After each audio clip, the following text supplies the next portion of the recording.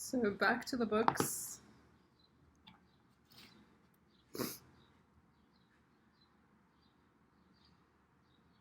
Right brain responses are short, childlike, and usually ungrammatical.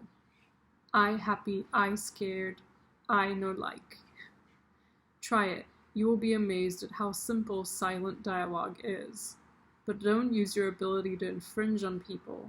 Just collect information and move toward them or away from them based on their answers. So this came up, I'm pretty sure, in the last video. Don't push them in one direction or another. What is this? Okay, don't push the people. So you're basically collecting information about people as you're interacting with them without communicating.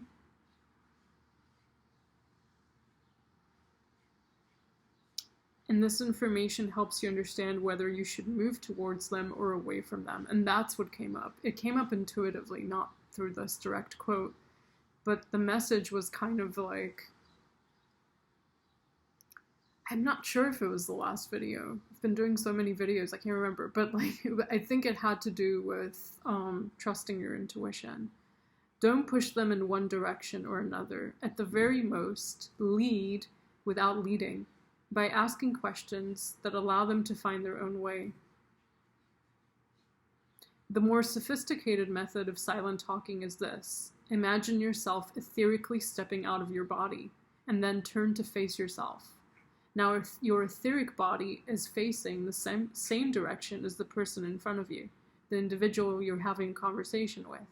Next, step back with your etheric body and melt inside that person's body, keeping your concentration on his or her head, wherein the memory lies. Now, standing inside this person etherically and keeping your mind completely blank, ask him or her your silent question and exit with the answer. Silent talking, there's more to it than I can mention in the scope of this little book. But if you ponder on it and practice, you will discover your own method. Remember, we are all in a silent communication all of the time.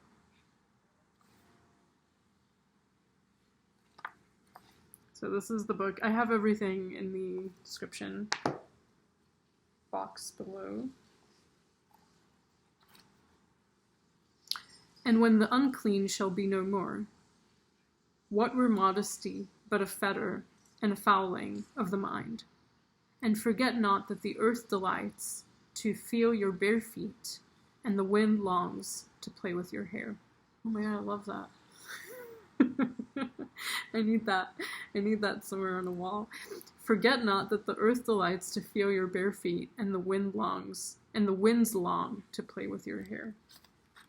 Right, and maybe that is kind of that etheric thing, where you're like stepping into a different dimension and feeling what it feels like to be another person standing in front of you and talking to you, but then also feeling what it feels like to be the earth beneath your feet and feeling what it feels like to be the wind that plays with your hair. It's kind of weird. I'll say something. I didn't know if this was a personal message for me. Sometimes I get messages in the cards and I don't know if I'm reading for the collective, and so I will put them back in the deck because it sounds too familiar to what I'm going through. Well, I got this first card. This was the first one, and then the second one just fell to the floor, and I picked it up, and it was the High Priestess, and I placed it here. And then I was like, okay, let me put her back in. I think that's a message for me.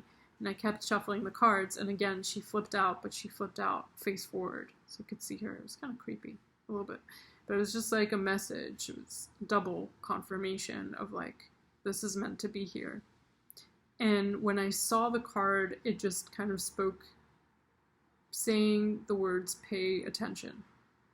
Pay attention. So pay attention to your thoughts, and pay attention to your environment and your surroundings and the people you're interacting with. There's something kind of alarming about this card, and I will try to glean as much as I can from the reading. Okay, justice.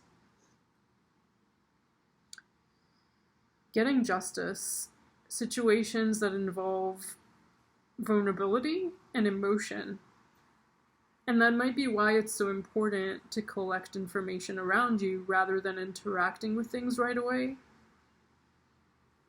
And this has to do with work. So it has to do with money, finance, work.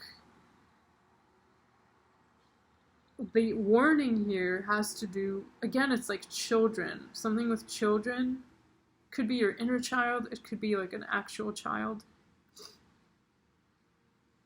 There's some kind of warning about children. Children who are in the spotlight, or children who are given a lot of responsibility or a lot of attention. I'm not sure. Let me ask. Let me get more clarity. There's another child here. So the pages are children sometimes. But they're also messengers. So if we look at this as messengers, there's a message of feelings that brings in justice. There's a message of passion that's a warning.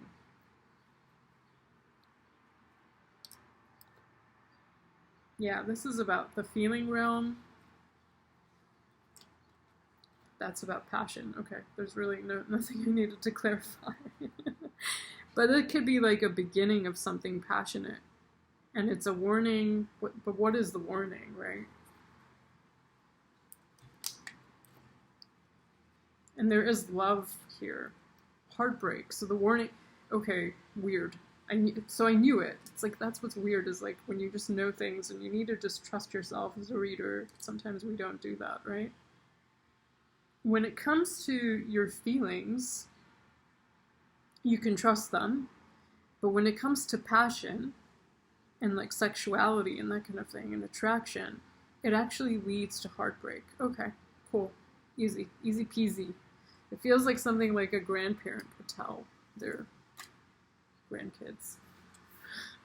If I want to feel supported, I must support myself. And this feels very reminiscent of these messages, because I would say that when you are supporting yourself, you have an easier time connecting with your emotions.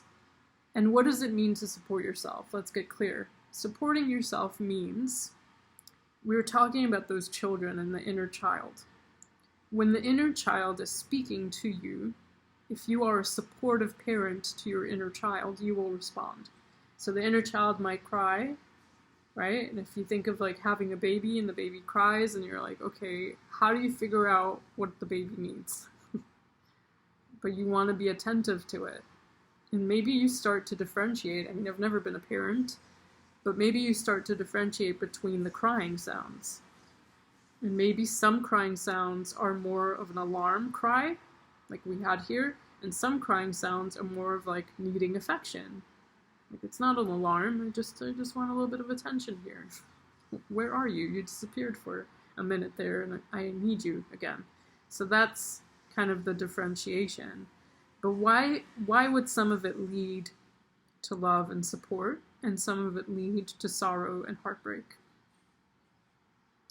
Interesting. We're getting deep. We're getting real deep. So the thing that I kind of got from, I think it was therapists that talk about limerence, is that when you have a childhood, basically your childhood is where you form your attachment style, right? So there's secure and insecure and avoidant and anxious. The reason for that is how your parents fulfilled your needs as a child. And if you had a lack of fulfillment of your needs, you would develop either an anxious, avoidant, or insecure attachment style. Or some form of insecure attachment style, let's put it that way. And then what happens is you bring that into your relationships, but you also have a relationship with your inner child as an adult. So that's kind of something to pay attention to, something to look at that goes beyond the scope of this reading, but I just wanted to kind of sprinkle a little bit of that in there. So feeling supported by yourself means that you're able to attend to your own needs, whether those are daily needs of eating, drinking, sleeping, making sure that you are taken care of, making sure that those who are your dependents, whether they're animals or children, are also taken care of. And that's your ability to support yourself. And I would include those pets and children as part of your self-support.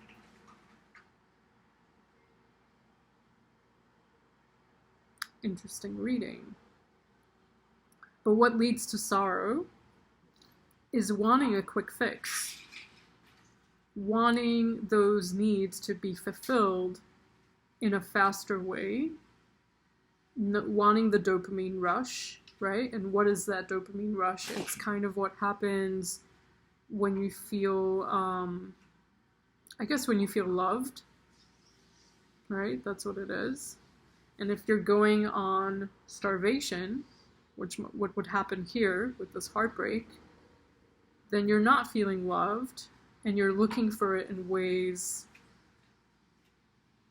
that may not be, it's like not really what you're looking for. It's like eating junk food instead of getting a real meal in your stomach. And then your stomach gets that rush, you get excited, right? It translates through your brain, but then you have that crash. There's too much sugar.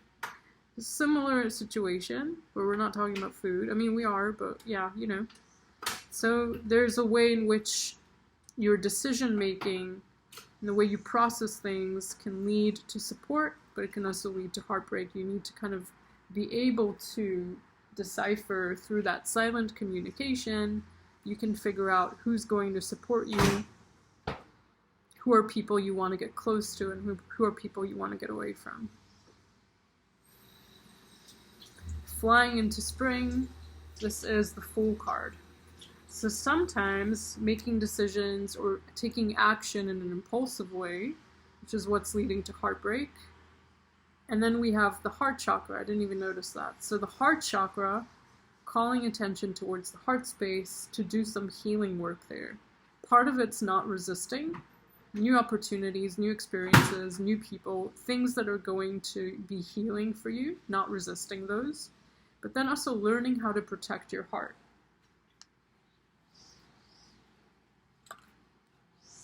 Okay, it requires, there's some gentleness with the moon, but I would not call the death card gentle. It sweeps in and just destroys whatever is not necessary in your life. It takes it away, which is going to lead to heartbreak. But how to do that heart healing without having to resort to the death card? I'd say doing a lot of shadow work with the moon, understanding why it is that some people are triggering to you. What is it that's happening for you unconsciously? Like behind the surface of the words and behind the surface of the actions, what's actually being translated for you on an emotional level. If you can get connected with your own vibrations and your own body is such an important part of healing. Let's move on. We've got 2 cards. I like reading these oracle cards reversals as well, because I get a lot of information through that. So this is upright. Feeling so small and scared, not wanting to face the world. Many layers of protection here distancing you from life. Know that you are always held in the love of the divine, perfect as you are. So we're talking about divine love, and we're talking about the heart space, the heart chakra, and something about not overly protecting yourself because you want to be open to experiences of love, and love can take many forms, but also not making yourself too vulnerable. And I would say that that's kind of the symptom. Being too vulnerable, too open to it is a symptom of possibly just not knowing how to get your needs met. Right? It has to do something with childhood abandonment, childhood neglect, or just kind of inconsistencies in childhood, mixed messaging in childhood. Yeah, learning how to decipher those is going to be a lot of that shadow work that you're doing with the moon. And that's how you're connecting with that inner child. This is a wounded inner child, I would say. And then here we have a happy inner child, but it's reversed. So struggling to connect with this part. The deep wounds are healing, and a new adventure has just begun. The white deer beckons you, come play. So this would be your ability to get to a secure place within yourself, to the point where you're no longer grasping for things, but you're also not running away. You're not in that fight or flight. You're secure, you're confident, you're comfortable, you know that you can take care of your own needs, you know that you're safe to ask for what you need. So you have to establish where you're safe to ask for what you need, and who you can comfortably reach out to and open up to about what's going on with you. Yeah. That was a cool reading. So definitely like the feminine is very strong as you're doing this healing work, regardless of your gender. This is not about gender. But it shows up that way. That's why I use those words.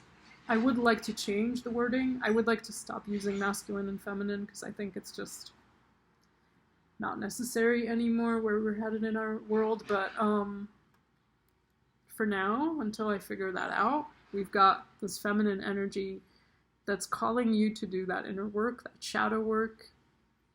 What does that look like for you? Well, Queen of Cups, there's contemplation here. That's the word that's highlighted. Queen of Cups is able to traverse some deep territory. This to me is a Scorpio card. We're looking at the Scorpio with the Death card.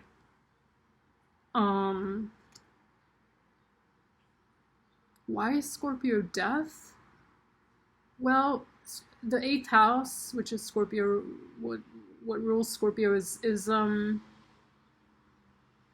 it's about death and transformation. And if you just think about Scorpios that you know in your life, they're able to transform. They're able to go through different experiences and just kind of metamorphosize. So that's what you're being called to do. You go deep within and you transform a situation. But there's also this eagle here at the top saying that you need a bird's eye view. You need to look at things from above. Maybe you want to connect with an eagle and see what the spirit messages of eagles are. Part of this with the net and the kelp and all the water here is like not trapping yourself by your emotions, learning how to get the depth, get the insight, and then move along, float, don't get stuck. With the Empress, it's a divine feminine that's more focused on motherhood.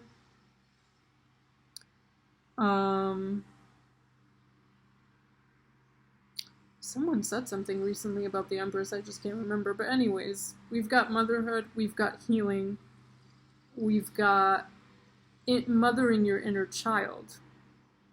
And what does that look like to you personally? Because it's going to be different for every person. Some of it's going to be borrowing on your childhood and on your heritage, your lineage.